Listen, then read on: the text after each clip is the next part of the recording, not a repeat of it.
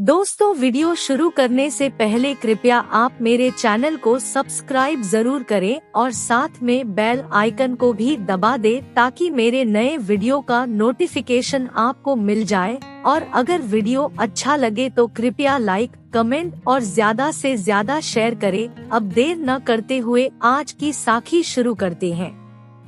साध संगत जी, ये सत्य घटना दरबार साहिब की है। कुछ समय पहले एक औरत पठानकोट से दरबार साहिब जी के दर्शन करने आई। वो औरत बहुत ही अमीर घर से थी। उसके परिवार का बहुत बड़ा कारोबार था। उस औरत ने दरबार साहिब जी में आकर गुरु जी का कीर्तन सुना। कीर्तन खत्म होने के बाद वो औरत लंगर खाने के लिए लंगर हॉल में चली गई। जब वो औरत लंगर खाने लगी तो लंगर को देखते ही वो औरत बहुत नखरे करने लगी और खाने में कमियां निकालने लगी कि दाल में नमक बहुत कम है, रोटी बड़ी सख्त बनी है और बहुत ठंडी है, इस तरह से नहीं बनानी चाहिए थी। उस औरत को देखते ऐसा लग रहा था कि जैसे उसे लंगर बिल्कुल अच्छा नहीं लगा। लेकिन साध संगत जी, लंगर का प्रसाद चाहे जैसा भी बना हो, वाहेगुरु उसमें अपनी दया दृष्टि डालकर उसको अमृत बना देते हैं। उस सत्संगी औरत के दिमाग को पता नहीं क्या हो गया था, जो वो गुरु घर के खाने में कमियां निकाल रही थी। उस औरत ने लंगर तो खा लिया, लेकिन एक रोटी उसके पास बच गई। उस औरत से और खाना नहीं खाया जा रहा था। जब उस औरत से वो रोटी नहीं खाई गई, तो उसने उस रोटी को अपने पर्स में छुपा लिया। साध संगत जी, सभी को पता है, गुरु घर में लंगर बीच में छोड़ना बिल्कुल मना है। किसी डर से उस औरत ने रोटी को अपने पर्स में छुपा लिया। जब वो औरत दरबार साहिब से वापस अपने घर जा रही थी तो उस औरत ने अपने घर पहुंचने से पहले रास्ते में एक कूड़ेदान में रोटी को फेंक दिया। उस औरत ने सोचा, अब ये सूखी और बासी रोटी कौन खाएगा। यही सोचकर उस औरत ने लंगर की रोटी को कूड़ेदान में फेंक दिया। वो औरत उसके बाद अपने घर वापस चली गई। इसी तरह से 2 महीने बीत गए। वह औरत इस बात को भी भूल गई कि उसने गुरु घर के लंगर को कूड़ेदान में फेंका था। कुछ समय के बाद उस औरत का, जिनका बड़ा कारोबार था, उनको कारोबार में काफी नुकसान होने लगा और उनका काम पहले से काफी कम रह गया। उनके परिवार वाले जिस काम में भी हाथ डालते, उसी में उनको नुकसान उठाना पड़ता। ये सब देखकर पूरे परिवार वाले बहुत परेशान रहने लगे। जब घर में इसी तरह की परेशानी आ जाए तो किसी का भी कुछ खाने का मन नहीं करता। यही अब उस औरत के परिवार वालों के साथ हो रहा था। वो औरत अब बीमार रहने लगी।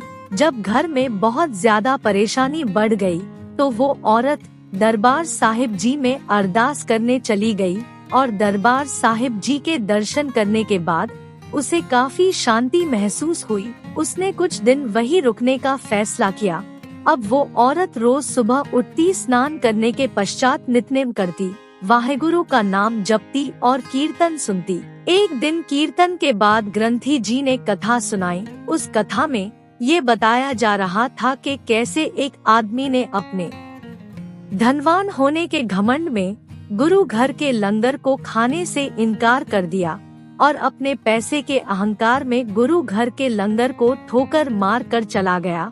उसके बाद गुरु घर के लंगर की बेअदबी करने के कारण वो थोड़े समय के अंदर कंगाल हो गया। उसके ऊपर बहुत सारा कर्जा हो गया। आखिरकार उसका घर भी बिक गया। उसके बीवी बच्चे भी उसको छोड़कर चले गए। और एक दिन ऐसा आया जिस रोटी तो वो ठुकरा कर चला गया था, उसे रोटी के लिए उसे भीख मांगनी पड़ी। जैसे ही उस औरत ने ये कथा सुनी तो उसे 2 महीने पुरानी बात याद आ गई, जब उसने गुरु घर के लंगर में कमियां निकाली थी और उसके बाद रोटी को कूड़ेदान में फेंका था और उसके बाद वापस अपने घर चली गई थी।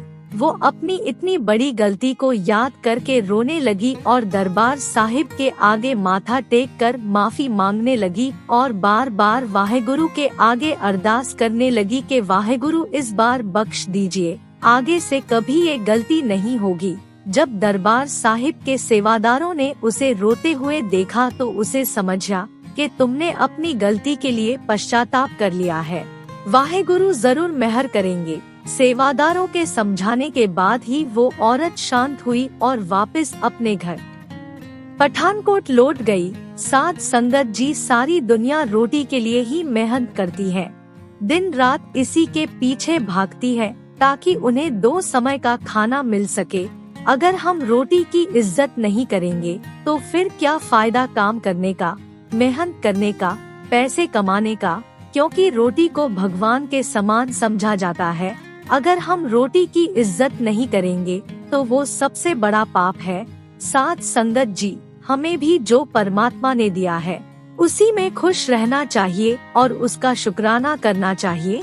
मालिक ने हमें बहुत कुछ दिया है, इसलिए जो कुछ भी उसने हमें दिया है उसकी इज्जत और सम्मान करना चाहिए। इसलिए साध संगत जी, चाहे रोटी हम घर में खाएं या फिर लंगर में, हमें रोटी की इज्जत करनी चाहिए।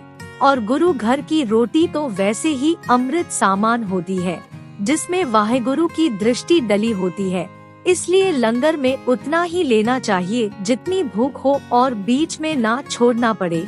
खाना बीच में छोड़ना या फेंकना बहुत बड़ा गुनाह है और हमें इससे बचना चाहिए। चाहे हम घर में हो या गुरु घर में, खाना बीच में कभी नहीं छोड़ना चाहिए और खाना खाने से पहले वाहेगुरु का शुक्राना जरूर करना चाहिए।